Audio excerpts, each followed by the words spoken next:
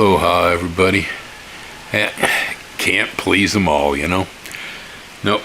No, I just did that video about using pure crystalline forms of CBD and CBG cannabinoid extracts. Yeah. Well, I had some dude got all ranted up about the fact that, you don't take plants apart. You're not supposed to take the plant apart. You're supposed to use the whole plant. Yeah, okay. And the analogy in my mind would be that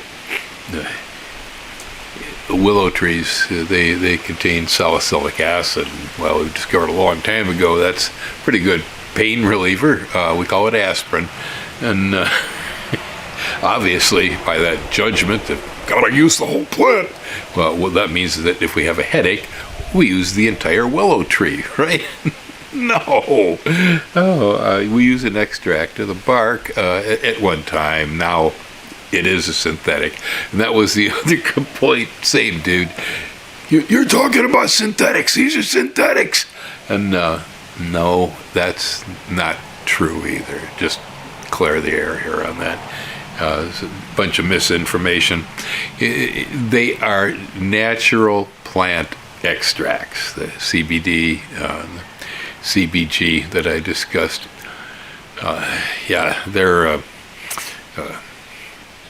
They're all the processing.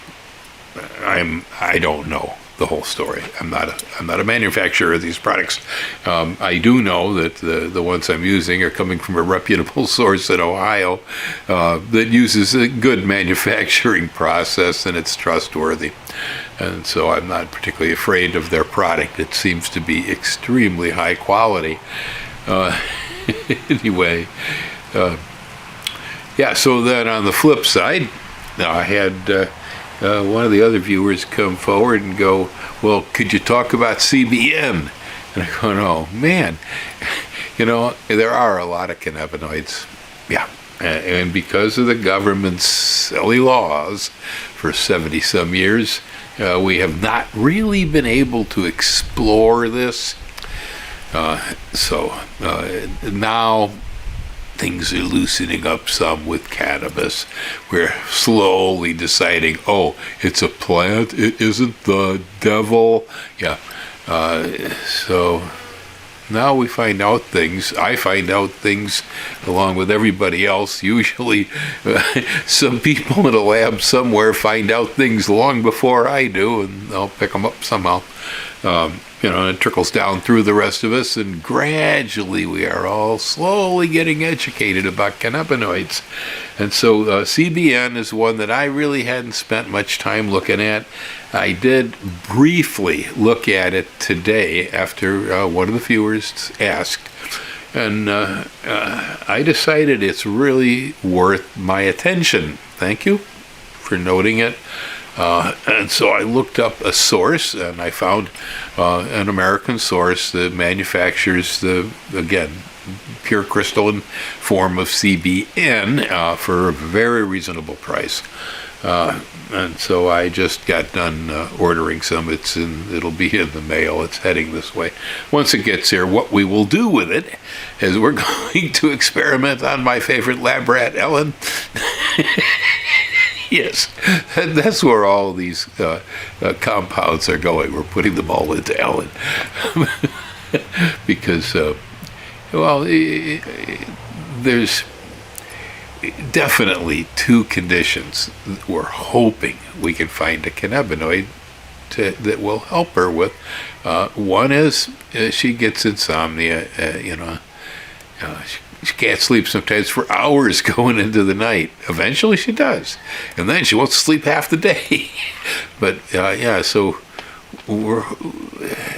it appears that CBN is the sleep cannabinoid. Yeah, I didn't know this till I looked at it today. And I went, whoa, okay.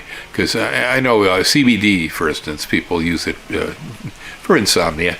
That's known for that, but apparently CBN really seems to make people sleepy.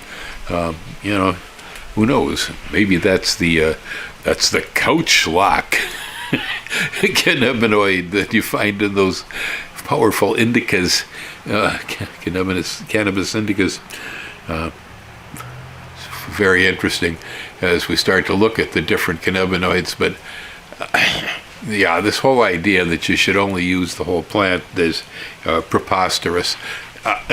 Personally, I advocate using an entire plant whenever that is possible. You know, when it's a cabbage, yeah, eat everything but the root, you know. And don't eat the root just because it's dirty. Well, I mean, echinacea.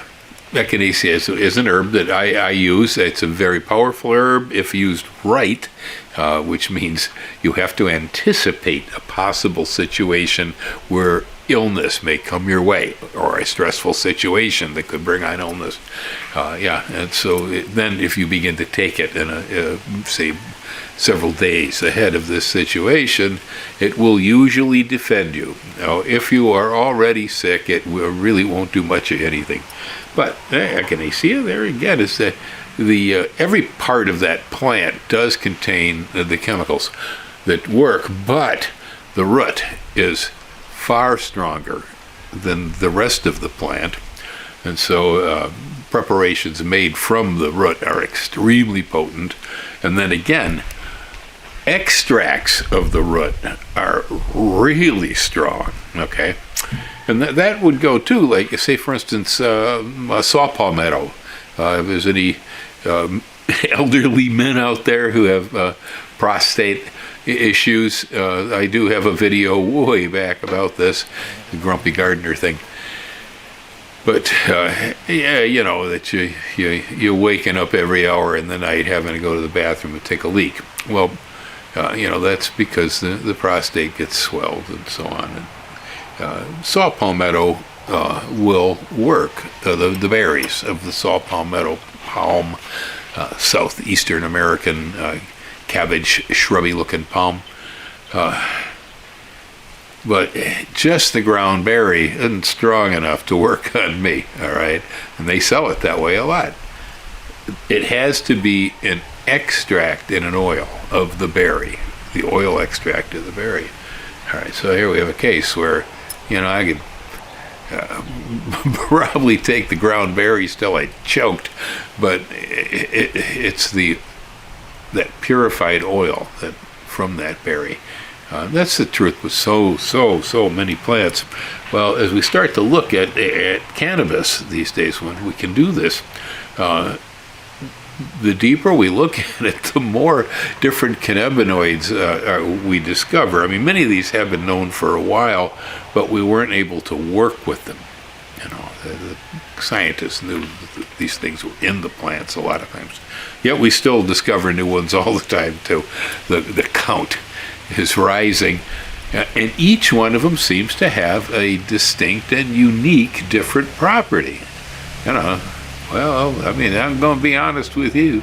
First time I ever run across a cannabis plant, I only knew about one thing that wacky weed gonna do. It was that crazy old tobacco out behind the crapper, you know? Yeah, it was smoke it because you get high on the stuff. Huh. Yeah. And because it really didn't have a hangover and it wasn't addictive, you know, so you didn't have any really immediate and overt health problems associated with it. Actually, you know, the only problems that were ever associated with that plant was the U.S. government. It's the only problem. Still is. I haven't gotten off it yet. But it's very funny, too, on that one.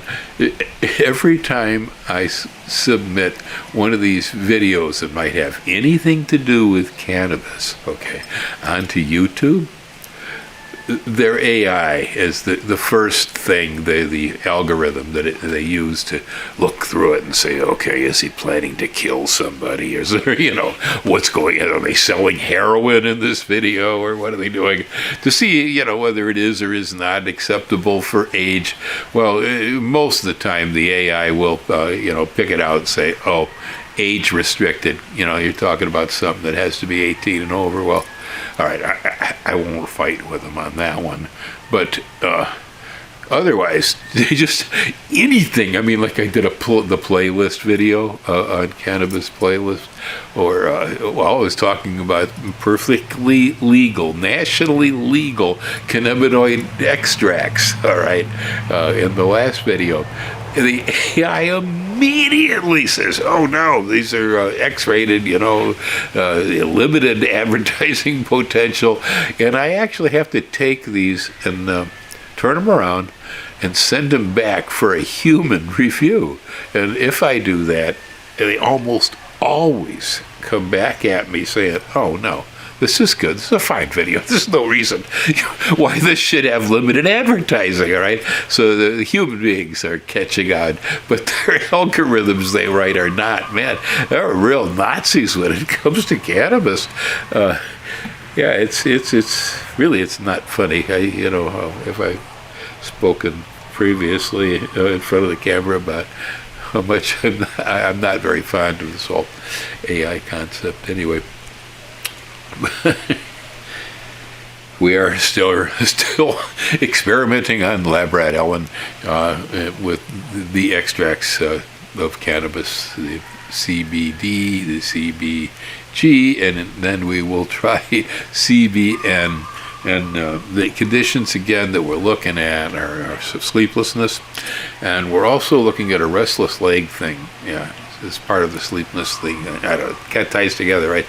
Your legs about, and a bunch of these cannabinoids definitely affect the neurotransmitters. They lock into